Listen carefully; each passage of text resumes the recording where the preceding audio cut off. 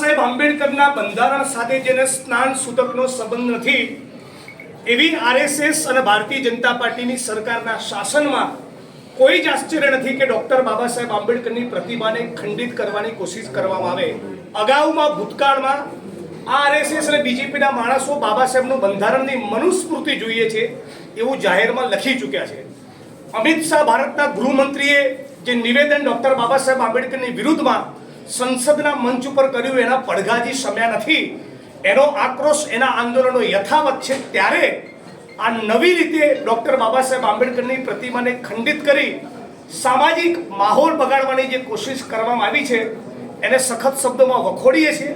અને રાજ્યની સરકાર જો સાચા અર્થમાં દલિતોની વંચિતોની હમદર્દ હોય, ડોક્ટર બાબા સાહેબ આંબેડકરની વિચારધારાને સંવિધાનમાં માનતી હોય તો તાત્કાલિક આ મૂર્તિને નવી મૂર્તિને પુનઃસ્થાપિત કરે, ગુનો દાખલ કરે, ધરપકડ કરે, એસઓજી અમદાવાદ ક્રાઇમ બ્રાન્ચને કામે લગાડે।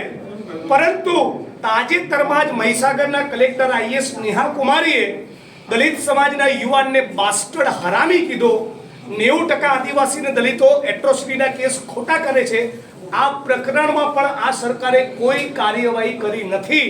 એટલે સ્પષ્ટપણે કહેવા માંગુ છું, આરએસએસ અને ભાજપની સરકારનું વલણ એ નિર્વિવાદપણે આંબેડકર વિરોધી છે, દલિત વિરોધી છે અને સંવિધાન વિરોધી છે। એટલે અમિત શાહના નિવેદનના પગલે 28 તારીખે આખા દેશમાં એક આંદોલનનો કોલ આવ્યો છે। અમે પણ સમગ્ર ગુજરાતના દલિત, આદિવાસી, ઓબીસી, વંચિતો અને તમામ વિપક્ષના મિત્રો સાથે મળીને અમિત શાહની વિરુદ્ધમાં પણ 28 તારીખે પ્રોટેસ્ટ કરવાના છીએ। અને આજે વિપક્ષ તરીકે અને ગુજરાતના નાગરિક તરીકે માગણી કરીએ છીએ કે તાબડતોબ આ કેસના આરોપીની ધરપકડ કરવામાં આવે। રાજ્યની સરકાર જાણી બુજીને આ રાજ્યમાં અને દેશમાં એક દલિત વિરોધી, આંબેડકર વિરોધી, સંવિધાન વિરોધી માહોલ સર્જાય એવું આ રાજ્યની સરકારનું વર્તન છે। ડોક્ટર બાબા સાહેબ આંબેડકરના બંધારણ સાથે જેને સ્નાન સૂતકનો સંબંધ નથી એવી આરએસએસ અને ભારતીય જનતા પાર્ટીની સરકારના શાસનમાં કોઈ જ આશ્ચર્ય નથી કે ડોક્ટર બાબા સાહેબ આંબેડકરની પ્રતિમાને ખંડિત કરવાની કોશિશ કરવામાં આવે। અગાઉમાં ભૂતકાળમાં આરએસએસ અને બીજેપીના માણસો બાબા સાહેબનું બંધારણની મનુસ્મૃતિ જોઈએ છે એવું જાહેરમાં લખી ચૂક્યા છે। અમિત શાહ ભારતના ગૃહમંત્રીએ જે નિવેદન ડોક્ટર બાબા સાહેબ આંબેડકરની વિરુદ્ધમાં સંસદના મંચ ઉપર કર્યું એના પડઘાજી શમ્યા નથી, એનો આક્રોશ એના આંદોલનો યથાવત છે। ત્યારે આ નવી રીતે ડોક્ટર બાબા સાહેબ આંબેડકરની પ્રતિમાને ખંડિત કરી સામાજિક માહોલ બગાડવાની જે કોશિશ કરવામાં આવી છે એને સખત શબ્દોમાં વખોડીએ છીએ।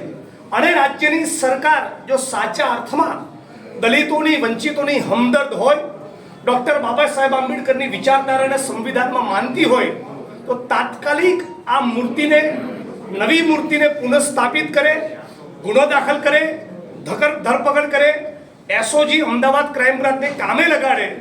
પરંતુ તાજેતરમાં જ મહીસાગરના કલેક્ટર આઈએસ નેહા કુમારીએ દલિત સમાજના યુવાનને બાસ્ટર્ડ હરામી કીધો, 90% આદિવાસીને દલિતો એટ્રોસિટીના કેસ ખોટા કરે છે। આ પ્રકરણમાં પણ આ સરકારે કોઈ કાર્યવાહી કરી નથી। એટલે સ્પષ્ટપણે કહેવા માંગુ છું, આરએસએસ અને ભાજપની સરકારનું વલણ એ નિર્વિવાદપણે આંબેડકર વિરોધી છે, દલિત વિરોધી છે અને સંવિધાન વિરોધી છે। એટલે અમિત શાહના નિવેદનના પગલે 28 તારીખે આખા દેશમાં એક આંદોલનનો કોલ આવ્યો છે। અમે પણ સમગ્ર ગુજરાતના દલિત, આદિવાસી, ઓબીસી, વંચિતો અને તમામ વિપક્ષના મિત્રો સાથે મળીને અમિત શાહની વિરુદ્ધમાં પણ 28 તારીખે પ્રોટેસ્ટ કરવાના છીએ। અને આજે વિપક્ષ તરીકે અને ગુજરાતના નાગરિક તરીકે માગણી કરીએ છીએ કે તાબડતોબ આ કેસના આરોપીની ધરપકડ કરવામાં આવે।